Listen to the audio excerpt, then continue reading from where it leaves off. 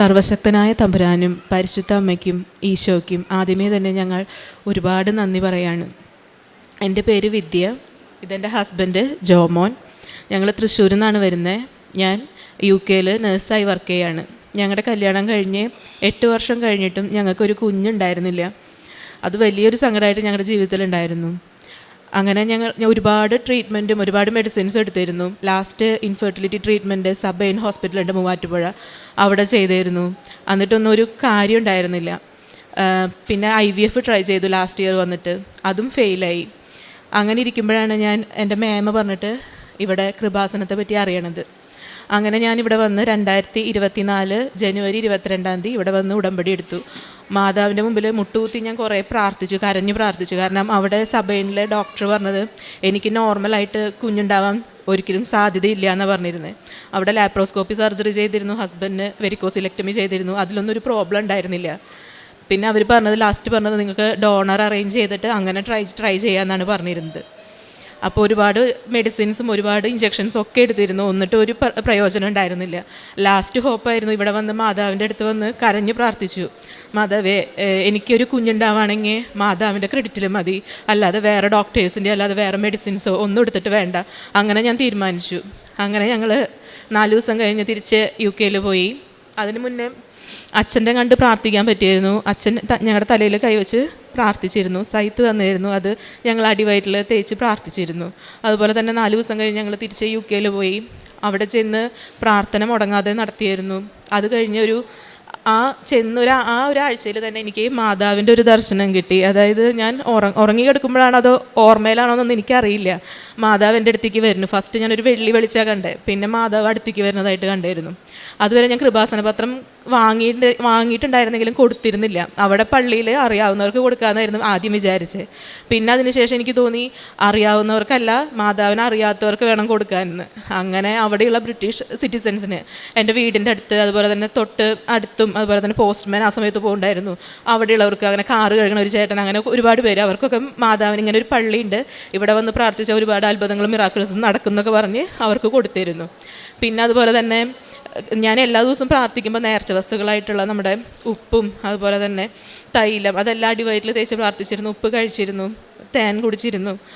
അങ്ങനെയായിരുന്നു പോയിരുന്നത്. അങ്ങനെ ഓരോ മാസം പീരീഡ്സ് ആവാൻ വൈകുമ്പോൾ ഞാൻ പ്രതീക്ഷിക്കണോ എനിക്ക് ഇപ്രാവശ്യം എന്തായാലും UPT ടെസ്റ്റ് ചെയ്യുമ്പോൾ പോസിറ്റീവ് ആവുന്നു. പക്ഷേ അത് നെഗറ്റീവായിരുന്നു. ജനുവരിയിൽ വന്ന് ഉടമ്പടി എടുത്തു. അത് കഴിഞ്ഞ് ഫെബ്രുവരി, മാർച്ച്, ഏപ്രിൽ 3 മാസം ടെസ്റ്റ് ചെയ്തു, നെഗറ്റീവായിരുന്നു. അത് കഴിഞ്ഞ് പിന്നെ മാതാവിനോട് ഞാൻ പറഞ്ഞു, മാതാവ് ഇനി നീ എനിക്ക് ഒരു സൈൻ കാണിച്ചു തരണം, അല്ലാതെ ഞാൻ ഇത് UPT ടെസ്റ്റ് നോക്കില്ല എന്ന് പറഞ്ഞിരുന്നു. അങ്ങനെ ഏപ്രിൽ ലാസ്റ്റൊക്കെ ആയപ്പോഴേക്കും ഞാൻ നേഴ്സായിട്ടാണ് വർക്ക് ചെയ്യണേ. അപ്പം ഡേ ഡ്യൂട്ടി കഴിഞ്ഞ് കിടന്നുറങ്ങി. പിറ്റത്തെ ദിവസം രാവിലെ ഓഫായിരുന്നു. അപ്പോൾ സാധാരണ ഓഫാണെങ്കിൽ ഒരു 9 മണി വരെ ഞാൻ കിടന്നുറങ്ങാറുണ്ട്. അത് കഴിഞ്ഞ് പിറ്റത്തെ ദിവസം എണീറ്റപ്പം ഞാൻ ആദ്യം ക്ലോക്കിലേക്ക് നോക്കണേ. അപ്പോൾ അവിടെ സമയം കാണിക്കണം 12 മണിയാണ്. അപ്പോൾ ഞാൻ വിചാരിച്ചത് എന്താ ഇത്ര നേരം ഞാൻ കിടന്നുറങ്ങി, എന്നെ ഹസ്ബൻഡ് വിളിച്ചില്ലല്ലോ, അങ്ങനെ ഞാൻ ആദ്യം വിചാരിച്ചത്. അത് കഴിഞ്ഞ് താഴെ ചെന്ന് ഹസ്ബൻഡിനോട് ചോദിച്ചു, 12 മണി വരെ ഞാൻ കിടന്നുറങ്ങി, എന്നോട് എന്നെ വിളിക്കാൻ ചെയ്താൽ ഞാൻ ആദ്യം ഹസ്ബൻഡിനോട് പറഞ്ഞേ. അത് കഴിഞ്ഞ് അവിടുത്തെ ക്ലോക്കിൽ നോക്കിയപ്പോൾ ഹസ്ബൻഡ് പറഞ്ഞു, നീ എന്താ പറയണേ, ഇപ്പോൾ 9 മണി ആവണുള്ളൂ, നീ എന്താ പറയണേ ഇപ്പോൾ നോക്കിയപ്പോൾ അവിടെ 9 മണിയാണ് ക്ലോക്കിൽ സമയം. അപ്പോൾ ഞാൻ വിചാരിച്ചത് എന്താണാവുമെന്ന്. അപ്പോൾ ഞാൻ പറഞ്ഞു, ആ മുകളിലത്തെ ക്ലോക്ക് നടക്കണില്ല, ബാറ്ററി മാറ്റിയിടണമെന്ന് ഞാൻ പറഞ്ഞിരുന്നു. അങ്ങനെ തിരിച്ച് വൈകിട്ട് ഞാൻ മുകളിൽ കയറിയപ്പം ആ മുകളിലത്തെ ക്ലോക്കിൽ സമയം മാറി നോർമൽ ടൈം ആയിട്ടുണ്ട്. അപ്പോൾ ഞാൻ ഹസ്ബൻഡോട് പറഞ്ഞു, ഇതെങ്ങനെയാണ് ജോമേട്ടൻ മാറ്റിയായിരുന്നു, ബാറ്ററി മാറ്റിയായിരുന്നു ഞാൻ ചോദിച്ചിരുന്നു. അപ്പോൾ ആൾ പറഞ്ഞു ആൾ മാറ്റിയിട്ടില്ല എന്ന്. പിന്നെ എനിക്ക് തോന്നി മാതാവ് നമുക്കൊരു സമയമോ ഡേറ്റ് അങ്ങനെ കാണിച്ചു തരുമല്ലോ, അങ്ങനെയാണോ എന്ന് വിചാരിച്ചു. പിന്നെ ഞാൻ ആലോചിച്ചപ്പോൾ എനിക്ക് പീരീഡ്സ് ആയത് ഏപ്രിൽ 11 അവിടെ സമയം 12 മണിയാണ് ക്ലോക്കിൽ കാണിച്ചത്. അപ്പോൾ ഞാൻ വിചാരിച്ചു മാതാവ് അടുത്ത മാസം 12 ടെസ്റ്റ് ചെയ്യാനാണോ ഉദ്ദേശിക്കണേ.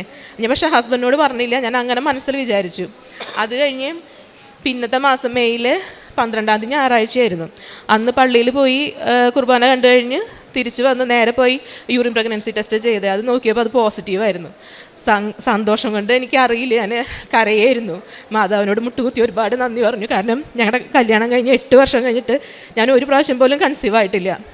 അങ്ങനെ എനിക്ക് ആദ്യമായിട്ട് അങ്ങനെ ഒരു അത്ഭുതം മാതാവ് തന്നു. മാതാവ് ഈശോയും എനിക്ക് വേണ്ടി മാധ്യസ്ഥം പ്രാർത്ഥിച്ചിട്ട് സർവശക്തനായ തമ്പുരാനിൽ നിന്നും നേടിത്തന്നു.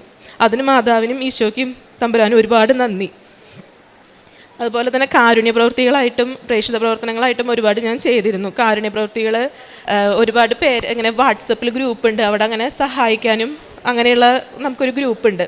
അപ്പോൾ അതിൽ ഒരുപാട് സഹായം ചെയ്തിരുന്നു. അതുപോലെ തന്നെ ഇവിടെ നിന്ന് പോണേക്കാളും മുൻപ് അനുഗ്രഹ സദൻ എന്ന് പറഞ്ഞിട്ട് ഒരു ഓട്ടിസം ബാധിച്ച കുട്ടികളുടെ സിസ്റ്റേഴ്സ് നടത്തുന്ന ഒരു സ്ഥാപനമുണ്ട്. അവിടെ ചെന്ന് ആ കുട്ടികളുടെ കൂടെ സമയം സ്പെൻഡ് ചെയ്തു. അതുപോലെ തന്നെ അവർക്കുള്ള ഫുഡിനുള്ള ഭക്ഷണം അങ്ങനെയുള്ള കാര്യങ്ങളൊക്കെ അതിനുള്ളത് അറേഞ്ച് ചെയ്തിരുന്നു. അതുപോലെ തന്നെ നാട്ടിൽ നിന്ന് ഞാൻ 7th month വന്നു കഴിഞ്ഞിട്ട് വയസ്സായ ആൾക്കാരെ നോക്കണ സിസ്റ്റേഴ്സ് നടത്തുന്ന ഒരു സ്ഥാപനമുണ്ട് ഞങ്ങളുടെ വീടിൻ്റെ അടുത്ത്. അവിടെ അന്നദാനം നടത്തിയിരുന്നു. പിന്നെ അതുപോലെ തന്നെ അങ്ങനെയുള്ള കാര്യങ്ങളൊക്കെ നടത്തിയിരുന്നു. പിന്നെ പ്രേക്ഷിത പ്രവർത്തനമായിട്ട് അച്ഛൻ്റെ യൂട്യൂബിലുള്ള ഉടമ്പടി ധ്യാനം മുടങ്ങാതെ കണ്ടിരുന്നു എല്ലാ ആഴ്ചയിലും. നേഴ്സാണ്, അതുകൊണ്ട് എനിക്ക് എല്ലാ ചൊവ്വാഴ്ചയിലും കാണാൻ പറ്റാറില്ല. പക്ഷെ അത് എന്നാലും സമയം കണ്ടെത്തി ആഴ്ചയിൽ തന്നെ കാണാൻ നോക്കാറുണ്ട്. അതുപോലെ തന്നെ പ്രാർത്ഥനകളാണെങ്കിലും നൈറ്റ് ഡ്യൂട്ടിയൊക്കെ വരുമ്പോൾ എനിക്ക് ആ കറക്റ്റ് സമയത്തിന് ചെയ്യാൻ പറ്റാറില്ല. പക്ഷെ എന്നാലും അന്ന് തന്നെ ചെയ്യാറുണ്ട്. അങ്ങനെ എനിക്ക് ഇത്രയും വലിയ അനുഗ്രഹം തന്ന മാതാവിനും ഈശോയ്ക്കും സർവശക്തനായ തമ്പുരാനും ഒരുപാട് നന്ദി. സാമുവേൽ പ്രവാചകൻ്റെ 1-ാം പുസ്തകം 2-ാം അധ്യായത്തിൽ തിരുവചനങ്ങൾ അരുളി ചെയ്യുന്നു: സുഭിക്ഷം അനുഭവിച്ചിരുന്നവർ ആഹാരത്തിനായി കൂലിപ്പണി ചെയ്യുന്നു, വിശപ്പ് അനുഭവിച്ചിരുന്നവർ സംതൃപ്തി അടയുന്നു, വന്ധ്യ 7 പ്രസവിക്കുന്നു, സന്താന സമ്പത്തുള്ളവൾ നിരാലംബയാകുന്നു. തങ്ങളുടെ ദാമ്പത്യ ജീവിതം 8 വർഷം പിന്നിടുമ്പോൾ തങ്ങൾക്കൊരു കുഞ്ഞില്ലാത്തതിൻ്റെ ദുഃഖം ട്രീറ്റ്മെൻറ്റുകൾ ചെയ്യാഞ്ഞിട്ടല്ല, വാടക ഗർഭധാരണം അതുമാണ് പിന്നീട് ഡോക്ടേഴ്സ് നിർദ്ദേശിക്കുക. ഈ അവസ്ഥയിൽ തങ്ങൾ ഉടമ്പടിയിലൂടെ തങ്ങൾക്ക് ലഭിച്ച കുഞ്ഞുമായിട്ട് അമ്മ ജീവനോടെ പ്രത്യക്ഷപ്പെട്ട ആൾത്താരയിൽ വന്ന് വിദ്യയും ജോമോനും തങ്ങളുടെ കുഞ്ഞിനെ സമർപ്പിച്ചുകൊണ്ട് ഹന്ന ദൈവസന്നിധിയിൽ എങ്ങനെയാണ് ദൈവത്തെ പ്രകീർത്തിച്ചുകൊണ്ട് തനിക്കൊരു കുഞ്ഞില്ലാതെ ഹന്ന വിഷമിക്കുന്നതും, സാമുവേലിൻ്റെ ജനനത്തിന് ഹന്ന ദൈവത്തെ പ്രകീർത്തിച്ച് പാടുന്ന കീർത്തനമാണ്, അതിലെ വാക്കുകളാണ് നാം ഇപ്പോൾ കേട്ടത്. അങ്ങനെ തങ്ങൾക്കും ലഭിച്ചത് അതും തങ്ങളൊട്ടും പ്രതീക്ഷിക്കാത്ത ഒരു അവസ്ഥയിൽ ഉടമ്പടി എടുത്തിട്ടും തങ്ങൾക്ക് കൃത്യമായിട്ടൊന്നും താൻ ചെയ്യേണ്ട കാര്യങ്ങളൊന്നും ചെയ്തില്ല. കൃപ ടാപ്പ് ചെയ്യാനുള്ള ഏറ്റവും പ്രധാനപ്പെട്ട മാർഗമെന്ന് പറയുന്നത് കൃപാസന പത്രം കൊടുക്കുന്നത് തന്നെയാണ്. ഈ കൃപാസന പത്രം കൊടുക്കുന്നത് അത്ര ഈസിയല്ല എന്നുള്ളത് കൃപാസന പത്രം കൊടുക്കുമ്പോൾ നമുക്കൊക്കെ അറിയാവുന്ന കാര്യമാണ്. അത് ഓരോ വ്യക്തികളുടെ മുഖത്ത് നോക്കി അവരോട് പറഞ്ഞ് അവരുടെ കയ്യിൽ കൃപാസന പത്രം ഏൽപ്പിക്കണം. കൃപാസന പത്രം അവർക്ക് കൊടുക്കുമ്പോൾ അവർ പറയുന്നത് എന്തോ അല്ലെങ്കിൽ നാം പറയുന്നത് അവരെ അംഗീകരിക്കുന്നുവോ, ആരെങ്കിലും നമ്മെ എന്തെങ്കിലും പറയുവോ, ഇതൊക്കെയുള്ള ഒരു ചമ്മലൊക്കെ ഉണ്ട്. ഈ ചമ്മലാണ് പിന്നീട് എങ്ങനെയാണ് കൃപയായി മാറുക. അത് ടാപ്പ് ചെയ്തെടുത്താൽ മാത്രമേ നമുക്ക് ഗ്രേസ് വർദ്ധിക്കുകയുള്ളൂ. അങ്ങനെയാണ് തൻ്റെ കൃപാസന പത്രം താൻ കൊടുക്കാത്തതിനെക്കുറിച്ച് ഈ മകൾക്ക് ബോധ്യം കിട്ടുന്നത്. പിന്നീട് അത് കൊടുക്കുന്നതും പരിശുദ്ധ അമ്മ സാന്നിധ്യമായിട്ട് തനിക്ക് തൻ്റെ സ്വപ്നത്തിലൂടെ കടന്നു വരുന്നതും, പിന്നീട് എങ്ങനെയാണ് അമ്മയൊരു സമയ ഘടികാരം ഒക്കെ തനിക്ക്, അതായത് ആ ക്ലോക്കിലെ സമയം അത് തനിക്ക് തൻ്റെ സ്വപ്നത്തിലൂടെ താൻ അത് കാണുകയാണ്, യഥാർത്ഥത്തിൽ കാണുന്ന സമയം മാറിയിരിക്കുന്നതൊക്കെ, അതും ഡേറ്റുമായിട്ട് പിന്നീട് എങ്ങനെയാണ് കണക്ഷൻ വരുന്നത്, താൻ കൺസീവ് ആകുന്ന ഡേറ്റുമായിട്ട്.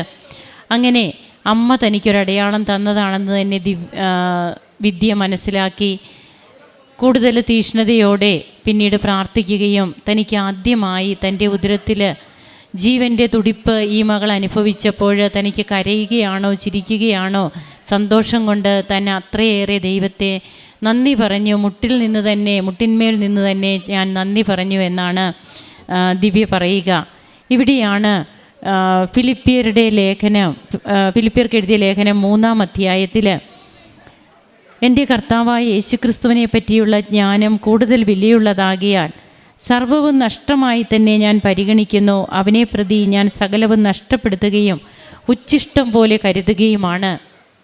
ഈ ഉച്ഛിഷ്ടം പോലെ കരുതുന്ന ഓരോ കാര്യങ്ങളുമാണ് ക്രിസ്തുവിൻ്റെ അക്കൗണ്ടിലേക്ക് നാം കൊടുത്ത്, ബഹുമാനപ്പെട്ട VP ജോസഫ് അച്ഛൻ ഇതിന് പറയുന്നത് വേസ്റ്റ് കൊണ്ട് വിളക്ക് കത്തിക്കുക എന്നുള്ളതാണ്. ജീവിതത്തിൽ തങ്ങൾക്ക് ഉണ്ടായ എല്ലാ ഇച്ഛാഭംഗങ്ങളും, മക്കളില്ലാത്തതിൻ്റെ പേരിൽ തങ്ങൾ അനുഭവിച്ച ഓരോ തങ്ങൾക്ക് പലതും തങ്ങൾക്ക് ജീവിതത്തിൽ അനുഭവിച്ച ഓരോന്നും, അതെല്ലാം കൊണ്ട് വിളക്ക് കത്തിക്കുന്നവരാകുന്നു. ഇതുതന്നെയാണ് നമ്മുടെ പ്രതിസന്ധികൾ, പ്രശ്നങ്ങൾ, ഇതെല്ലാം കൊണ്ട് തമ്പുരാൻ്റെ മുമ്പിൽ അവിടുത്തെ ദീപപീഠത്തിങ്കൽ തെളിയുന്ന ഒരു ദീപമായിട്ട് തെളിയുവാൻ, ഒരു വിളക്കായിട്ട് പ്രശോഭിക്കുവാനായിട്ട് നമ്മുടെ ജീവിതത്തെ ഉരുക്കി വാർത്തെടുക്കുന്ന നിമിഷങ്ങളെ നാം ഏറ്റവും കൃപയോടെ കാണുമ്പോൾ അവിടെ ദൈവം ഏറ്റെടുക്കും, ദൈവം അത്ഭുതം പ്രവർത്തിക്കും. ഇന്ന് തങ്ങളുടെ കുഞ്ഞുമായിട്ട് ഈ ദമ്പതികൾ ദൈവത്തെ മഹത്വപ്പെടുത്തുകയാണ്. നമുക്കും ഇവരോട് ചേർന്ന് സന്തോഷിക്കാം, കരങ്ങളടിച്ച് ഈശോയ്ക്കും അമ്മയ്ക്കും നന്ദി പറയാം.